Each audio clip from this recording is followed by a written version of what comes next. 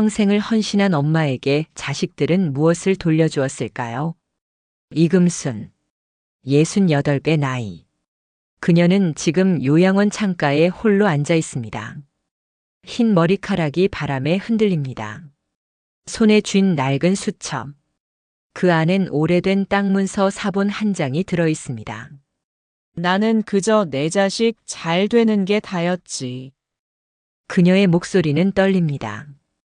같은 시각 도시 아파트 거실. 며느리 유선영은 전화기를 귀에 대고 속삭입니다. 그 땅 문서 아직도 시어머니 명의야. 빨리 정리만 하면 아파트 하나는 건지지. 그 목소리엔 온기가 없습니다. 계산만 있을 뿐입니다. 요양원 복도를 지나던 간호사 정미라는 우연히 그 통화 내용을 듣고 금순에게 조용히 알려줍니다. 어머님 며느님이 그런 말씀을 하시더라고요. 금순의 눈빛이 천천히 변합니다. 슬픔에서 결연함으로. 이튿날 아침 금순은 요양원을 나섭니다. 그리고 남편의 친구였던 변호사를 찾아갑니다. 욕심 많은 사람들에겐 단 한 푼도 주고 싶지 않아요. 그녀는 땅 문서를 사회복지재단으로 기부합니다. 평생 모은 재산, 그 마지막 선택. 며칠 후 지역신문에 기사가 실립니다. 요양원 노모 평생 재산 사회 환원. 사람들은 감동합니다. 하지만 며느리와 아들은 등기소 앞에서 얼어붙습니다. 이미 기부 완료입니다. 아들 박도훈은 무릎을 꿇고 울음을 터뜨립니다. 엄마 미안해요. 요양원 뜰 하얀 국화가 바람에 흔들립니다. 금순이 남긴 편지 한 장. 내 인생은 실패가 아니라 사랑으로 끝났어요. 사람의 가치는 가진 게 아니라 남긴 마음에 있습니다. 이것은 한 엄마의 마지막 선택에 관한 이야기입니다. 구독과 좋아요, 그리고 알림 설정과 소중한 댓글은 영상 제작에 큰 힘이 됩니다. 이금수는 평생을 시골에서 살았습니다. 새벽이면 일어나 밥을 짓고 밭을 일구고 시어머니를 모셨습니다. 남편은 일찍 세상을 떠났지만 그녀는 무너지지 않았습니다. 아들 하나만큼은 제대로 키워야 한다는 마음으로 버텼습니다. 도훈아, 공부 열심히 해라. 엄마는 내가 잘 되는 게 소원이야. 아들 박도훈은 대학을 졸업하고 도시에 직장을 잡았습니다. 그리고 유선영이라는 여자와 결혼했습니다. 금수는 기뻤습니다. 내 아들이 이제 제 가정을 꾸렸구나. 그것만으로도 가슴이 벅찼습니다. 결혼 후 얼마 지나지 않아 며느리 유선영이 전화를 했습니다. 어머니, 저희가 맞벌이라 집안일이 좀 힘들어요. 잠깐만 올라와서 도와주실 수 있으세요? 금수는 망설이지 않았습니다. 아들 내외가 힘들다는데 엄마가 안 도와주면 누가 도와줍니까? 그녀는 시골집을 정리하고 도시로 올라갔습니다. 작은 아파트였지만 금수는 불평하지 않았습니다. 새벽같이 일어나 아침을 차리고 빨래를 하고 청소를 했습니다. 며느리가 출근하면 저녁 준비를 시작했고 아들이 퇴근하면 따뜻한 밥상을 차려놓았습니다. 어머니 고생 많으세요. 며느리는 그렇게 말했지만 표정은 차가웠습니다. 금수는 느꼈습니다. 이 며느리는 나를 고마워하지 않는구나. 그저 편하게 쓸 수 있는 가정부 정도로 생각하는구나. 하지만 금수는 참았습니다. 아들이 편하면 됐습니다. 며느리와 사이가 안 좋으면 아들이 힘들어질 테니까요. 나는 그저 내 자식 잘 되는 게 다였지. 금수는 밤마다 그렇게 중얼거렸습니다. 창밖엔 도시의 불빛이 반짝였지만 그녀의 마음속엔 외로움이 쌓여갔습니다. 어느 날 손주가 태어났습니다. 금수는 눈물을 흘렸습니다. 이 작은 생명을 보니 모든 고생이 보상받는 기분이었습니다. 그녀는 손주를 돌보며 행복해했습니다. 하지만 며느리는 달랐습니다. 어머니, 애 데리고 나갈 때 너무 오래 나가지 마세요. 제가 불안해요. 어머니, 애한테 그런 옷은 입히지 마세요. 제 스타일이 아니에요. 사사건건 간섭했습니다. 금수는 점점 숨이 막혔습니다. 이 집에서 내가 할 수 있는 게 뭐지? 나는 왜 여기 있는 거지? 세월이 흘렀습니다. 손주는 자랐고 금수는 늙었습니다. 허리가 아프고 무릎이 시큰거렸습니다. 아침에 일어나는 것도 점점 힘들어졌습니다. 어느 날 저녁 며느리가 말했습니다. 어머니, 이제 연세도 많으시고 저희가 돌봐드리기엔 한계가 있는 것 같아요. 금순의 가슴이 철렁 내려앉았습니다. 이 말의 의미를 그녀는 알았습니다. 그러니까 좋은 요양원 알아봤는데 한번 가보시는 게 어떠세요? 아들은 고개를 숙인 채 아무 말도 하지 않았습니다. 금수는 그 침묵이 더 아팠습니다. 내 아들아, 내가 한마디만 해줘도 엄마는 괜찮을 텐데. 알았다. 금수는 그렇게 대답했습니다. 목소리가 떨렸지만 참았습니다. 울면 안 된다. 아들 앞에서 울면 아들이 더 힘들어진다. 며칠 후 금수는 요양원으로 들어갔습니다. 짐을 싸는 동안 아무도 도와주지 않았습니다. 며느리는 핸드폰만 보고 있었고 아들은 회사에 있었습니다. 요양원 차가 도착했습니다. 금수는 마지막으로 그 아파트를 돌아봤습니다. 내가 몇 년을 여기서 살았지? 그런데 왜 이렇게 낯설게 느껴질까? 차가 출발했습니다. 창밖으로 도시 풍경이 지나갔습니다. 금순의 눈에서 눈물이 흘러내렸습니다. 요양원은 조용했습니다. 복도엔 노인들이 앉아 있었고 간호사들이 분주히 오갔습니다. 금수는 자기 방으로 안내받았습니다. 작은 침대 하나, 작은 옷장 하나. 그게 전부였습니다. 어머니, 여기가 어머니 방이에요. 불편한 거 있으면 말씀하세요. 간호사는 친절했습니다. 하지만 금순의 마음은 텅 비어 있었습니다. 이곳이 내가 마지막으로 머무를 곳인가? 나는 이렇게 끝나는 건가? 밤이 되었습니다. 금수는 침대에 누웠지만 잠이 오지 않았습니다. 천장을 바라보며 생각했습니다. 내가 뭘 잘못했을까? 아들을 위해 평생을 살았는데 왜 이런 결말을 맞아야 하지? 다음 날 며느리가 전화를 걸어왔습니다. 어머니 잘 계시죠? 적응 잘하고 계세요? 목소리는 밝았지만 형식적이었습니다. 금수는 그걸 느꼈습니다. 응, 괜찮다. 그럼 다행이에요. 저희가 바빠서 자주 못 가는데 이해해 주세요. 전화는 금방 끊어졌습니다. 금수는 핸드폰을 내려다봤습니다. 통화 시간 1분 32초. 이게 내가 받을 수 있는 전부구나. 일주일이 지났습니다. 아무도 찾아오지 않았습니다. 금수는 창가에 앉아 밖을 바라봤습니다. 나뭇잎이 떨어지고 있었습니다. 가을이었습니다. 어느 날 요양원 직원이 금순에게 말했습니다. 어머님, 병원비가 밀렸다고 연락이 왔어요. 보호자분께 연락해 보셔야 할 것 같아요.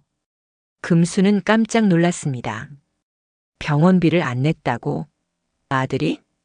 그녀는 떨리는 손으로 아들에게 전화를 걸었습니다. 도훈아, 엄마야. 병원비가 밀렸다는데. 아, 엄마. 죄송해요. 요즘 회사 일이 바빠서 깜빡했어요. 곧 처리할게요. 하지만 목소리에 진심은 없었습니다. 금수는 알았습니다. 이건 깜빡한 게 아니야. 일부러 미룬 거야.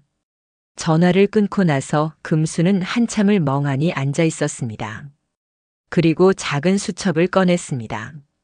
그 안엔 오래된 땅 문서 사본이 들어 있었습니다. 시골에 남겨둔 땅. 남편과 함께 평생 농사 지으며 지켜온 그 땅. 금수는 그 땅을 팔지 않았습니다. 아들에게 물려주려고 아꼈던 겁니다. 이 땅만큼은 내 손으로 번 거야. 금수는 중얼거렸습니다. 그리고 결심했습니다. 아직 내가 할 수 있는 게 남아있어. 며칠 후 금수는 요양원 간호사 정미라와 이야기를 나누게 되었습니다. 정미라는 따뜻한 사람이었습니다. 금순의 이야기를 들어주고 함께 차를 마셨습니다. 어머님, 가족들이 자주 안 오시나 봐요. 응, 바쁘니까. 그래도 어머님처럼 좋으신 분을. 정미라는 말끝을 흐렸습니다. 차마 다 말할 수 없었던 겁니다.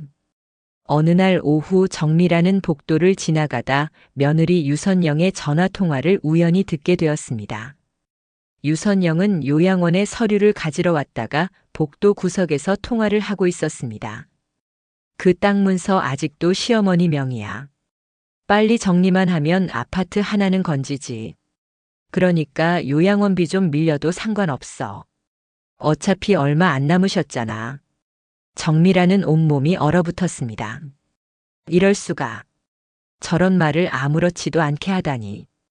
그날 저녁 정미라는 금순을 찾아갔습니다.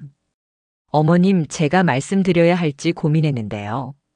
정미라는 조심스럽게 그날 들은 이야기를 전했습니다. 금순은 가만히 듣고 있었습니다. 표정은 변하지 않았지만 손이 떨리고 있었습니다. 고맙습니다. 알려줘서. 금수는 그렇게 말했습니다. 목소리는 차분했습니다. 하지만 그녀의 눈빛은 달라져 있었습니다. 그날 밤 금수는 잠을 이루지 못했습니다. 창밖엔 별이 떠 있었습니다. 그녀는 천장을 바라보며 생각했습니다.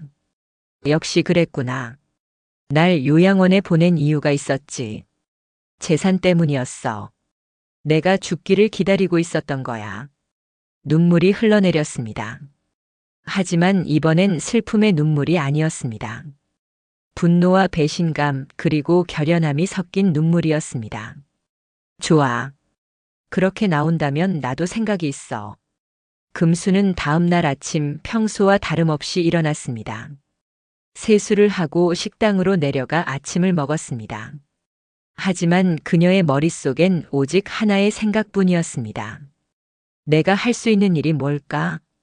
점심을 먹고 나서 금수는 요양원 로비에 있는 공중전화 앞에 섰습니다. 그리고 오래된 수첩을 펼쳤습니다. 거기엔 전화번호 하나가 적혀 있었습니다.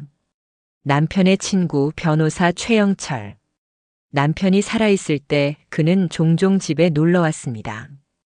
성실하고 신중한 사람이었습니다. 남편이 세상을 떠난 후에도 가끔 안부 전화를 해주곤 했습니다. 금수는 떨리는 손으로 번호를 눌렀습니다. 신호음이 울렸습니다. 여보세요? 최 변호사님, 저 이금순입니다. 아, 금순 씨. 오랜만이에요. 어떻게 지내세요? 잘 지내고 있습니다. 그런데 변호사님께 부탁드릴 게 있어서요. 말씀하세요. 무슨 일이신데요? 금수는 잠시 망설이다가 입을 열었습니다. 제가 가진 땅이 하나 있습니다. 시골에 있는데 그걸 기부하고 싶어요. 기부요? 네. 사회복지재단이나 어려운 사람들을 돕는 곳에요. 제대로 된 곳으로 부탁드립니다. 전화 너머로 잠시 침묵이 흘렀습니다. 최 변호사는 신중하게 물었습니다. 금순 씨, 혹시 무슨 일 있으세요? 그 땅은 도훈이한테 물려주시려던 거 아니었나요? 더 이상 물려줄 사람이 없습니다. 금순의 목소리는 담담했지만 그 안엔 깊은 슬픔이 묻어 있었습니다. 제가 직접 찾아뵙겠습니다. 위치 알려주시면 내일 오후에 갈게요. 고맙습니다, 변호사님. 전화를 끊고 나서 금수는 한참을 그 자리에 서 있었습니다. 이제 시작이야. 내 마지막 선택이 시작됐어. 그날 밤 금수는 창가에 앉아 밖을 내다봤습니다. 요양원 뜰엔 작은 정원이 있었습니다. 국화가 피어 있었습니다. 하얀 국화였습니다.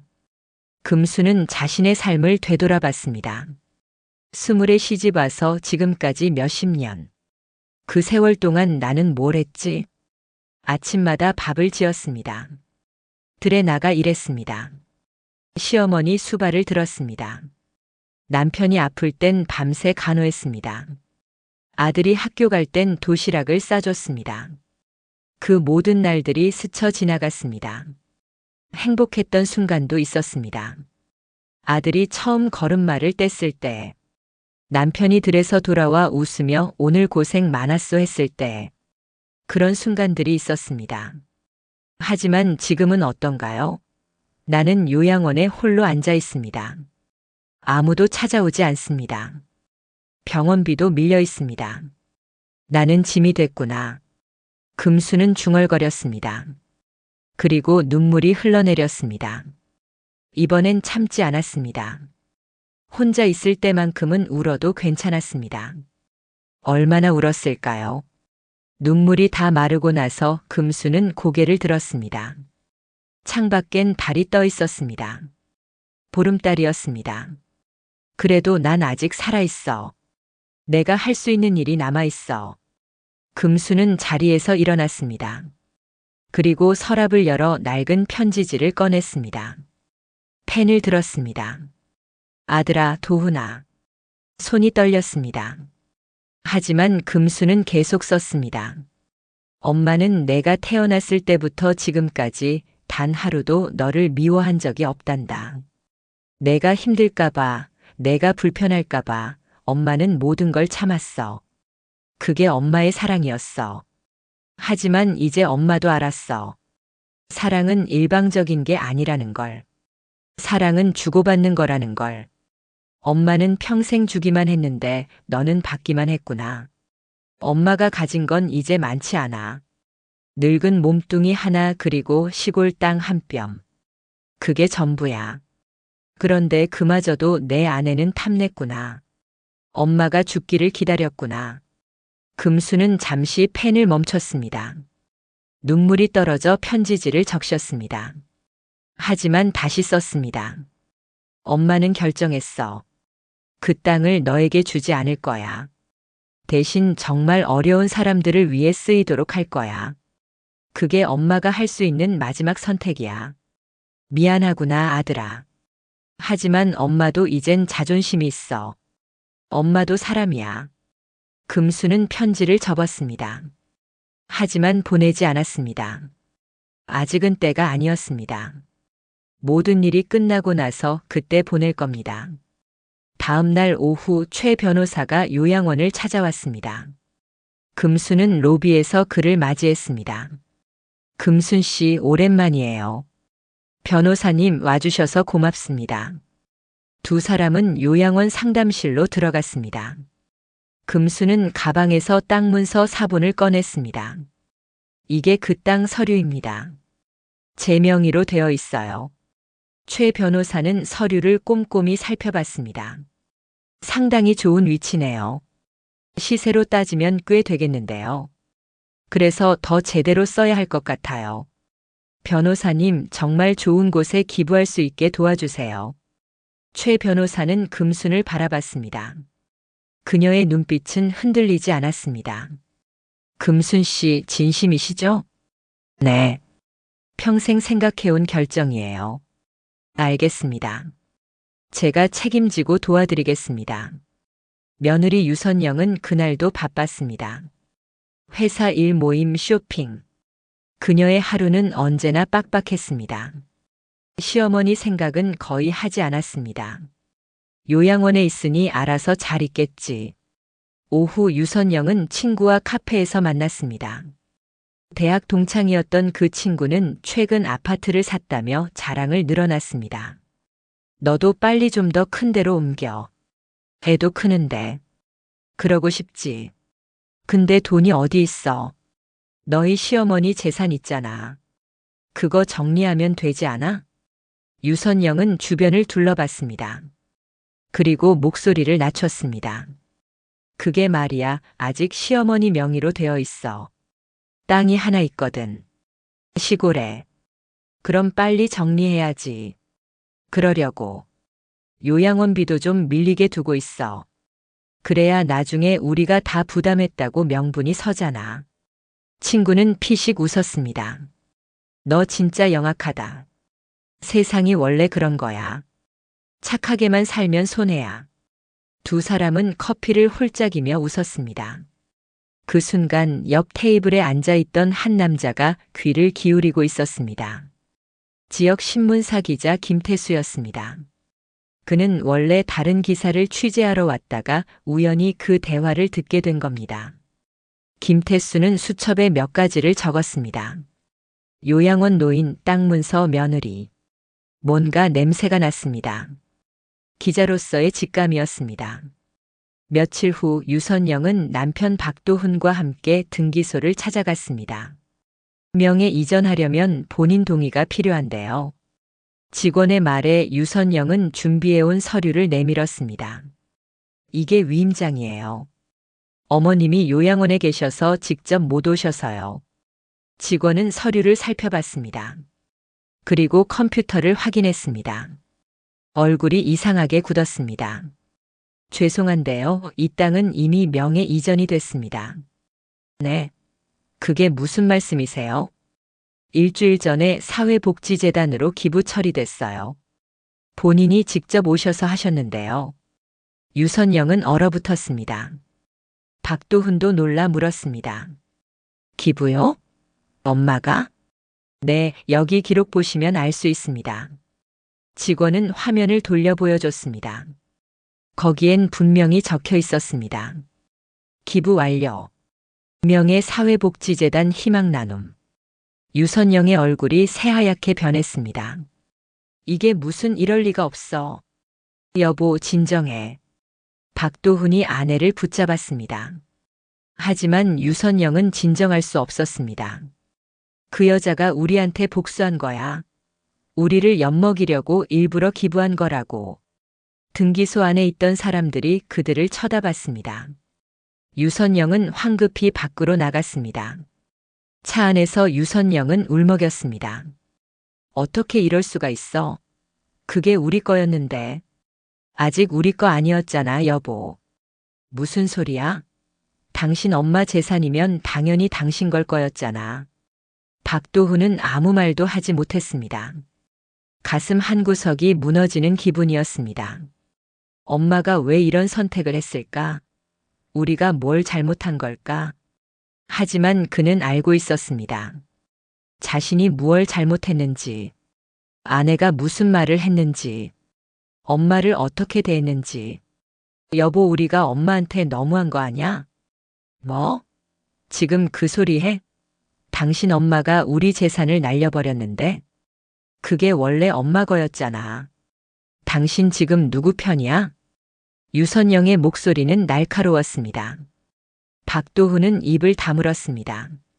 차 안에 무거운 침묵이 흘렀습니다. 집으로 돌아온 유선영은 계속 화를 냈습니다. 물건을 던지고 소리를 질렀습니다. 박도훈은 그저 지켜볼 뿐이었습니다. 내일 요양원 가서 따져볼 거야. 어떻게 이럴 수가 있어? 하지만 박도훈은 알고 있었습니다. 이미 끝난 일이라는 걸. 그리고 이건 엄마의 마지막 선택이었다는 걸. 그날 밤 박도훈은 잠을 이루지 못했습니다. 천장을 바라보며 엄마 생각을 했습니다. 엄마의 손, 엄마의 목소리, 엄마의 미소. 언제부턴가 엄마를 제대로 본 적이 없었습니다. 그저 불편한 존재, 아내가 싫어하는 존재로만 여겼습니다. 엄마 미안해요. 그는 작게 중얼거렸습니다. 눈물이 흘러내렸습니다. 금수는 최 변호사와 함께 모든 절차를 마쳤습니다. 땅은 정식으로 사회복지재단에 기부되었습니다. 재단 측에서는 감사 편지를 보내왔습니다. 금순 씨, 정말 훌륭한 결정이십니다. 이 땅은 어려운 아이들을 위한 쉼터를 짓는 데 쓰일 겁니다.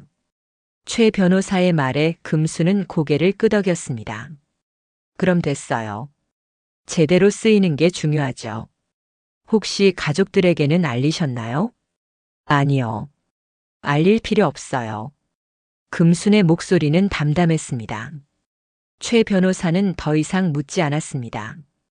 그녀의 눈빛에서 모든 걸 읽을 수 있었습니다.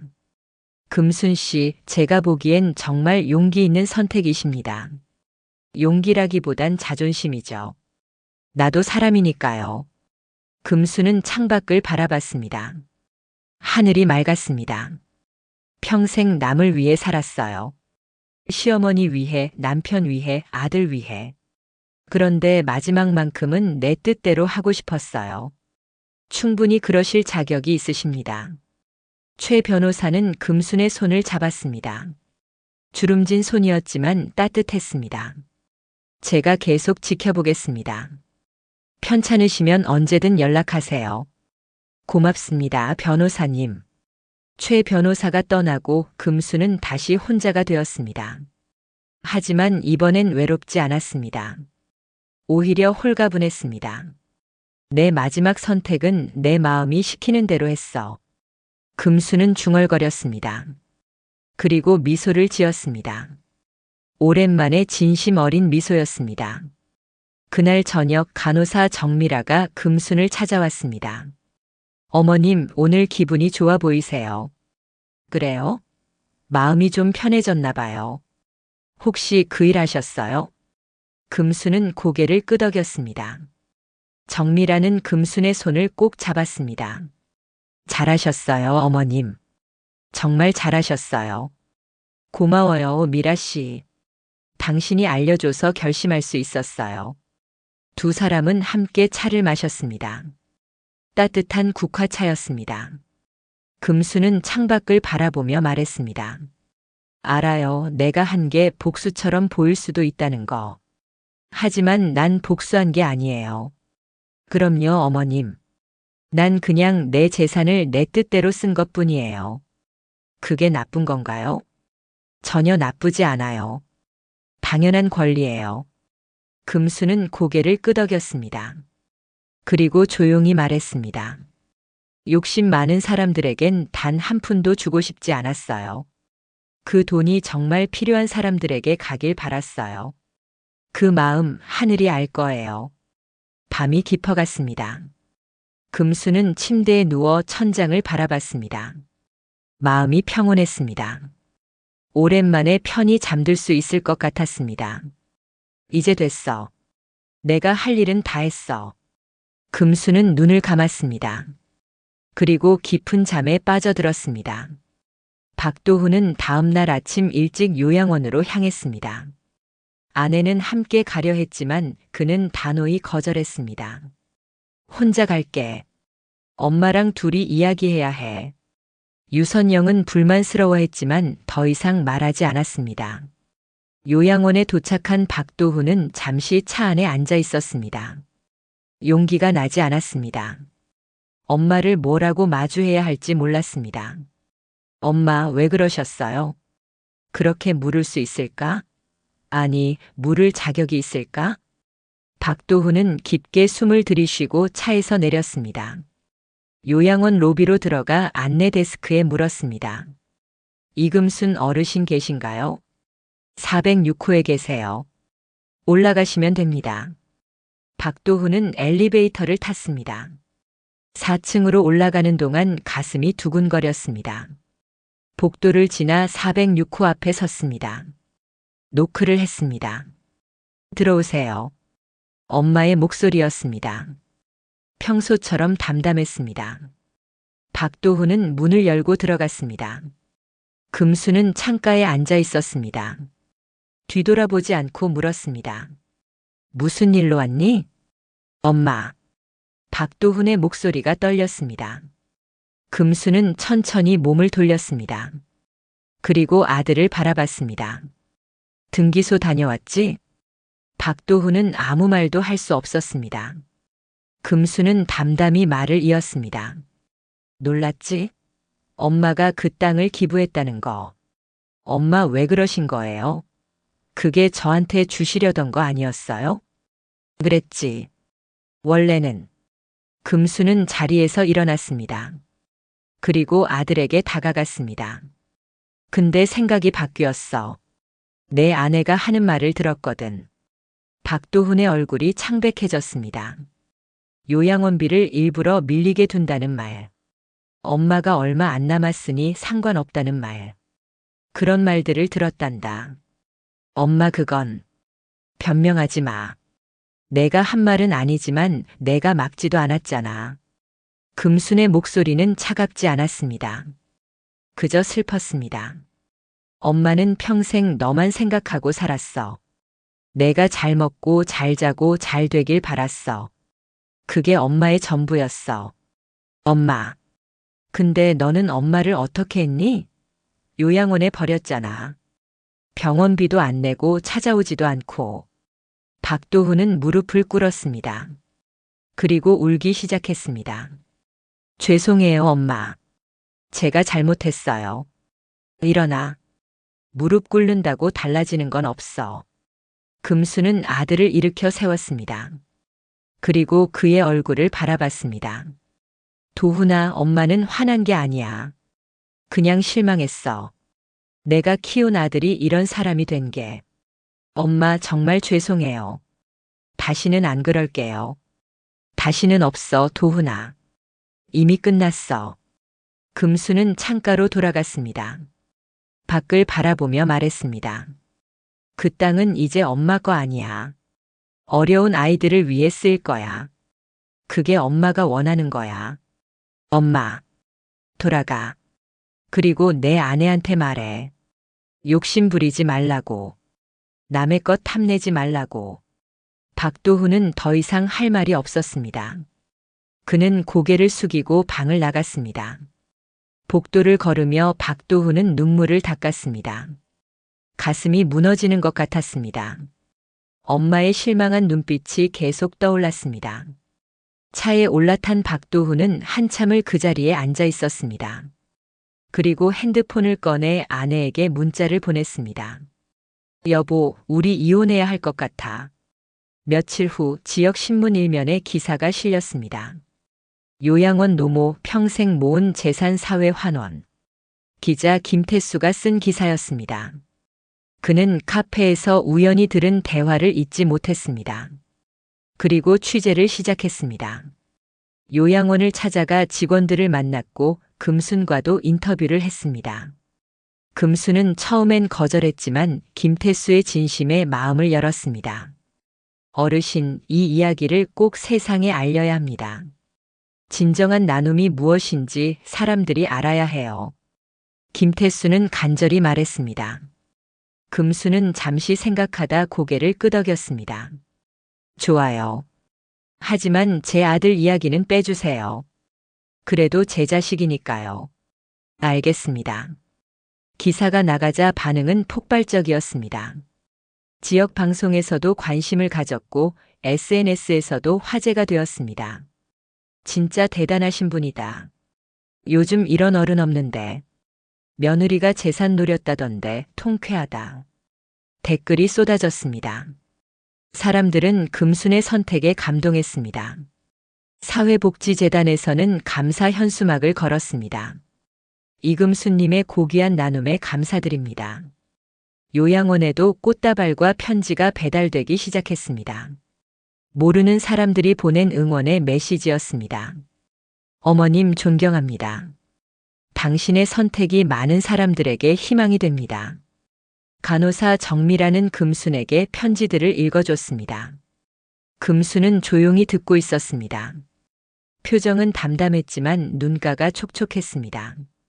미라 씨, 내가 대단한 일 한 건 아니에요. 아니에요, 어머님. 정말 대단한 일이에요. 난 그냥 내 마음 가는 대로 한 것뿐이에요. 금수는 창밖을 바라봤습니다. 하늘이 파랬습니다. 한편 유선영의 일상은 무너지고 있었습니다. 기사가 나간 후 그녀를 아는 사람들이 하나둘 거리를 두기 시작했습니다. 동네 마트에 가면 수군거리는 소리가 들렸습니다. 저 사람이 그 며느리래. 시어머니 재산 노렸다던데. 어휴, 무섭다. 유선영은 얼굴을 들 수 없었습니다. 회사에서도 소문이 퍼졌습니다. 상사가 그녀를 불렀습니다. 유대리, 요즘 회사 분위기에 좋지 않은 영향을 주고 있어. 잠시 휴가를 다녀오는 게 어때? 사실상 정직이었습니다. 유선영은 아무 말도 하지 못했습니다. 집으로 돌아온 유선영은 텅 빈 거실에 앉았습니다. 남편은 이혼을 요구했고 친구들은 연락을 끊었습니다. 내가 뭘 잘못한 거야? 유선영은 중얼거렸습니다. 하지만 대답은 없었습니다. 거울을 보니 낯선 얼굴이 비쳤습니다. 언제부턴가 그녀는 자신을 잃어버린 것 같았습니다. 유선영은 점점 고립되어 갔습니다. 남편 박도훈은 집을 나가 친구 집에서 지내고 있었습니다. 이혼 서류는 이미 작성되었고 법원 날짜만 남아 있었습니다. 아침에 일어나면 텅 빈 집이었습니다. 아무도 없었습니다. TV를 켜면 뉴스에서 나눔에 관한 이야기가 나왔습니다. 금순의 이야기는 계속 회자되었습니다. 유선영은 리모컨을 던졌습니다. 화면이 꺼졌습니다. 하지만 마음속 소음은 멈추지 않았습니다. 내가 뭘 잘못했어? 재산 물려받는 게 당연한 거 아니야? 왜 나만 나쁜 사람이 되는 거야? 하지만 그녀도 알고 있었습니다. 자신이 무얼 잘못했는지, 시어머니를 어떻게 대했는지, 어떤 말을 했는지. 며칠 후 유선영의 친구 한 명이 찾아왔습니다. 그녀에게 유일하게 남은 친구였습니다. 선영아, 괜찮아? 아니. 유선영은 솔직하게 대답했습니다. 친구는 옆에 앉았습니다. 미안해. 나도 어떻게 위로해야 할지 모르겠어. 괜찮아. 내 잘못이니까. 유선영은 처음으로 인정했습니다. 친구는 놀란 표정으로 그녀를 바라봤습니다. 난 욕심이 너무 많았어. 돈만 생각했어. 사람은 안 봤어. 눈물이 흘러내렸습니다. 친구는 그녀의 손을 잡아줬습니다. 지금이라도 사과하는 게 어때? 이미 늦었어. 시어머니는 날 용서 안 하실 거야. 그래도 해봐. 진심으로 사과하면 마음이라도 편해질 거야. 유선영은 고개를 끄덕였습니다. 하지만 용기가 나지 않았습니다. 그날 밤 유선영은 시어머니가 남긴 물건들을 정리하다가 낡은 사진첩을 발견했습니다. 펼쳐보니 옛날 사진들이 있었습니다. 시어머니가 젊었을 때 사진, 남편과 함께 찍은 사진, 아들을 안고 웃는 사진. 유선영은 그 사진들을 보며 깨달았습니다. 이 사람도 한때는 젊었고 사랑했고 꿈이 있었구나. 그런데 나는 그걸 한 번도 생각해 본 적이 없었구나. 미안해요, 어머니. 유선영은 사진을 가슴에 안고 울었습니다. 처음으로 진심에서 우러나온 눈물이었습니다. 박도훈은 요양원을 다시 찾았습니다. 이번엔 혼자였습니다. 아내와는 이혼 절차가 진행 중이었고 그는 새로운 삶을 준비하고 있었습니다. 406호 앞에 섰습니다. 노크를 했습니다. 들어오세요. 금순의 목소리였습니다. 박도훈은 문을 열고 들어갔습니다. 금순은 창가에 앉아 뜨개질을 하고 있었습니다. 엄마, 왔니? 금순은 뜨개질 바늘을 내려놓고 아들을 바라봤습니다. 박도훈은 무릎을 꿇었습니다. 엄마 용서해 주세요. 제가 정말 잘못했어요. 일어나라. 무릎 꿇지 말고. 엄마, 내가 미안하다는 건 알아. 근데 그게 뭐가 달라지니? 금순의 목소리는 여전히 담담했습니다. 박도훈은 일어나 의자에 앉았습니다. 엄마, 저 선영이랑 이혼하기로 했어요. 그래? 네. 제가 엄마한테 한 일들 생각해보니 다 제 잘못이었어요. 아내 탓만 할 수 없더라고요. 금수는 고개를 끄덕였습니다. 그래, 내가 그걸 깨달았다니 다행이다. 엄마, 저 다시 시작해도 될까요? 당연하지. 너는 아직 젊잖아. 금수는 미소를 지었습니다. 처음으로 따뜻한 미소였습니다. 도훈아, 엄마가 내게 바라는 건 하나야. 착하게 살아라. 돈보다 사람을 먼저 생각하고. 내 엄마. 그리고 내 자식한테는 엄마처럼 하지 마. 사랑한다고 말해줘. 자주 안아줘. 박도훈의 눈에서 눈물이 흘러내렸습니다. 네, 엄마. 꼭 그렇게 할게요. 금수는 서랍을 열어 봉투 하나를 꺼냈습니다. 이거 내게 주려고 써뒀어. 이게 뭐예요? 편지야. 엄마 마음이 담겨 있어. 지금 읽지 말고 집에 가서 혼자 읽어. 박도훈은 봉투를 받았습니다. 손이 떨렸습니다. 엄마 사랑해요. 나도 사랑한다, 아들아. 두 사람은 한참을 껴안고 있었습니다. 오랜만에 포옹이었습니다.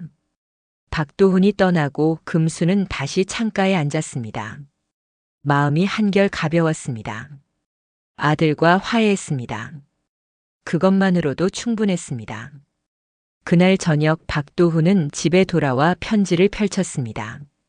아들아, 도훈아. 엄마는 내가 태어났을 때부터 지금까지 단 하루도 너를 미워한 적이 없단다. 화가 나도 실망해도 그래도 너는 내 아들이야. 엄마가 가진 건 많지 않았어. 그래도 너한테 주고 싶었어. 근데 깨달았어. 진짜 줘야 할 건 돈이 아니라 사랑이었다는 걸. 엄마는 내가 착한 사람으로 자라길 바라. 돈 많이 버는 것보다 마음 따뜻한 사람이 되길 바라. 미안하구나, 도훈아. 엄마가 너무 많이 줘서 내가 감사할 줄 모르는 사람이 된 것 같아. 그건 엄마 책임이야. 이제 엄마는 편히 쉴 거야. 너도 내 인생 살아. 행복하게 살아라. 사랑한다, 아들아. 엄마가. 박도훈은 편지를 읽으며 소리내어 울었습니다. 가슴이 찢어지는 것 같았습니다. 엄마 죄송해요. 정말 죄송해요. 계절이 바뀌었습니다. 겨울이 지나고 봄이 왔습니다. 요양원 뜰에는 꽃들이 피기 시작했습니다. 금수는 여전히 요양원에 있었습니다. 건강은 예전만 못했지만 마음은 평온했습니다. 박도훈은 일주일에 한 번씩 찾아왔습니다. 과일도 사오고 도시락도 만들어 왔습니다. 서툴렀지만 진심이 담겨 있었습니다. 엄마, 이거 제가 만든 거예요. 맛없을 수도 있는데.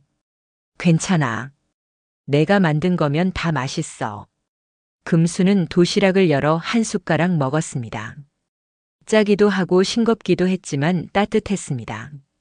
맛있다, 아들아. 박도훈은 환하게 웃었습니다.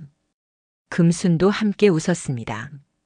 어느 날 사회복지재단에서 직원들이 찾아왔습니다. 금순이 기부한 땅에 지어진 쉼터가 완공되었다는 소식을 전하러 온 겁니다.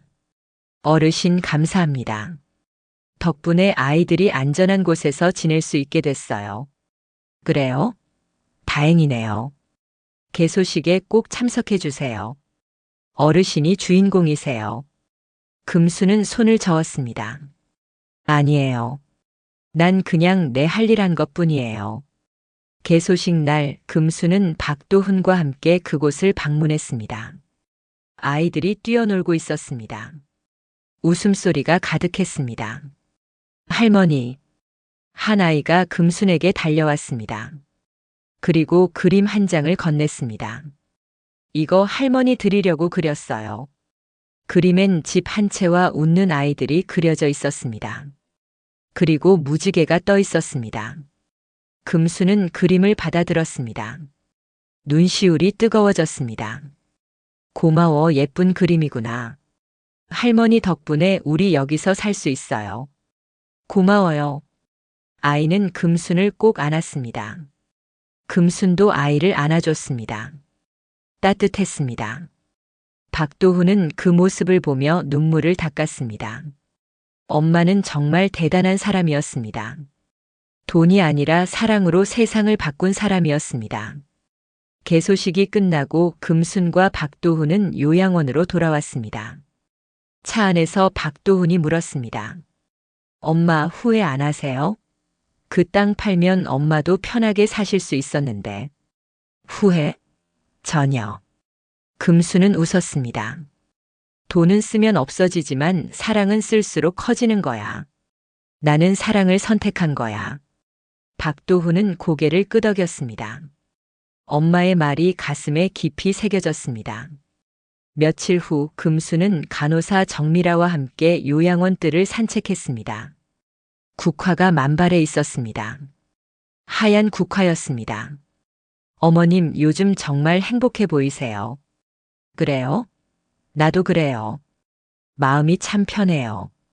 아드님도 자주 오시고 좋으시겠어요. 응. 늦었지만 그래도 다행이야. 금수는 국화를 바라보며 말했습니다.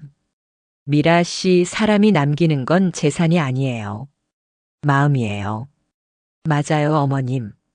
나는 내 마음을 제대로 쓴 것 같아요. 그래서 후회가 없어요. 두 사람은 한참을 국화밭에 앉아 있었습니다. 바람이 불어왔습니다. 국화 향기가 났습니다.